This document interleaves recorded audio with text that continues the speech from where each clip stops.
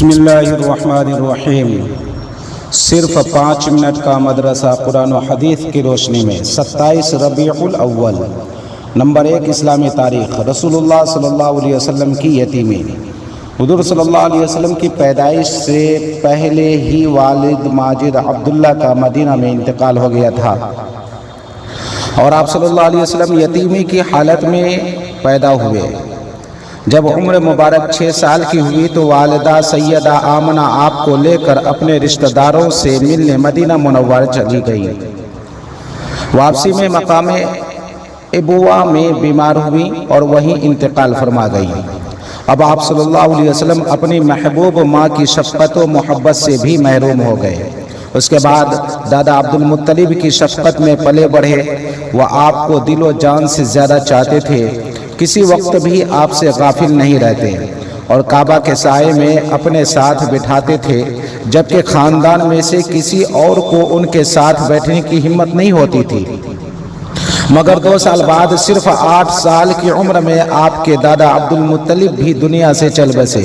اس طرح یتیم محمد ابن عبداللہ کے سر سے مشفق دادا کا سایہ بھی اٹھ گیا۔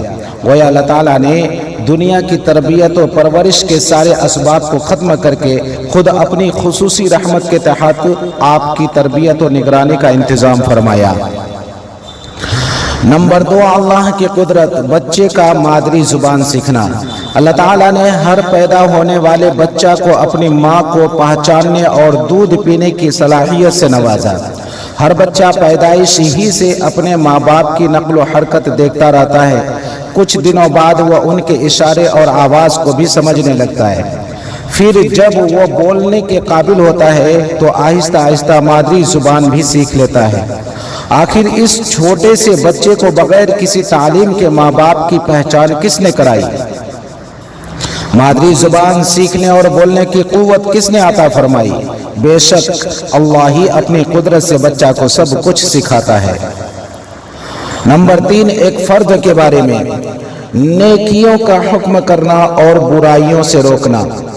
رسول اللہ صلی اللہ علیہ وسلم نے فرمایا، قسم ہے اس ذات کی جس کے قبضے میں میری جان ہے، تم پر ضروری اور لازم ہے کہ بھلائیوں کا حکم کرو اور برائیوں سے روکو، ورنہ قریب ہے کہ اللہ تعالیٰ گنہگاروں کے ساتھ تم سب پر اپنا عذاب بھیج دے۔ اس وقت تم اللہ سے دعا مانگو گے تو قبول نہ ہوگی۔ ترمذی شریف۔ نیکیوں کا حکم کرنا اور برائیوں سے روکنا امت کے ہر فرد پر اپنی حیثیت اور طاقت کے مطابق لازم اور ضروری ہے۔ نمبر 4، ایک سنت کے بارے میں بچوں کو سلام کرنا۔ حضرت انس بن مالک رضی اللہ تعالی عنہ بچوں کے پاس سے گزرے تو بچوں کو سلام کیا اور فرمایا، آپ صلی اللہ علیہ وسلم بھی اس طرح کیا کرتے تھے۔ بخاری شریف۔ نوٹ، بچوں کو سلام کرنا آپ کی سنت ہے تاکہ بچپن سے ہی ایک دوسرے کو سلام کرنے کی عادت بنے۔ نمبر 5، ایک اہم عمل کی فضیلت، بیمار کی عیادت کرنا۔ رسول اللہ صلی اللہ علیہ وسلم نے فرمایا، جس نے بیمار کی عیادت کی یا اپنے کسی بھائی کی صرف اللہ کے واسطے زیارت کی تو ایک پکارنے والا پکارتا ہے کہ تو بھی پاکیزہ ہے، تیرا چلنا بھی پاکیزہ، اور تو نے جنت میں اپنا ایک مقام بنا لیا۔ ترمذی شریف۔ نمبر 6، ایک گناہ کے بارے میں گم شدہ چیز کا اعلان مسجد میں کرنا۔ رسول اللہ صلی اللہ علیہ وسلم نے فرمایا، جس شخص کو مسجد میں گم شدہ چیز کا اعلان کرتے دیکھو تو اس کے جواب میں یہ کہہ دینا چاہیے کہ اللہ تعالیٰ تیری چیز کو واپس نہ کرے، کیونکہ مسجد اس اعلان کے لیے تعمیر نہیں کی گئی۔ مسلم شریف۔ نمبر 7، دنیا کے بارے میں آخرت کے ارادہ پر دنیا ملنا۔ رسول اللہ صلی اللہ علیہ وسلم نے فرمایا، اللہ تعالیٰ دنیا آخرت کے ارادہ پر دیتا ہے اور دنیا کے ارادہ پر آخرت دینے سے انکار کرتا ہے۔ کنز الاعمال۔ نمبر 8، آخرت کے بارے میں قیامت کے دن کسی کو مخالفت کا اختیار نہ ہوگا۔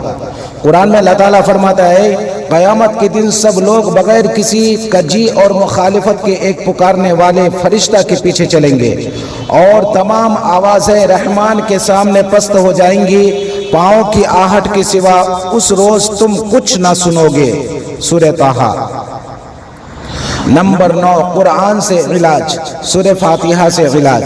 رسول اللہ صلی اللہ علیہ وسلم نے فرمایا سورہ فاتحہ ہر مرد کی دوا ہے۔ سنن دارمی۔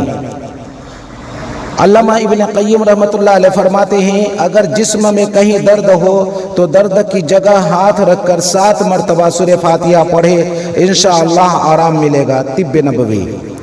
نمبر 10، قرآن کی نصیحت۔ قرآن میں اللہ تعالیٰ فرماتا ہے اے ایمان والو تم صبر اور نماز کے ذریعہ مدد حاصل کرو، بے شک اللہ تعالیٰ صبر کرنے والوں کے ساتھ ہے۔ سورہ بقرہ۔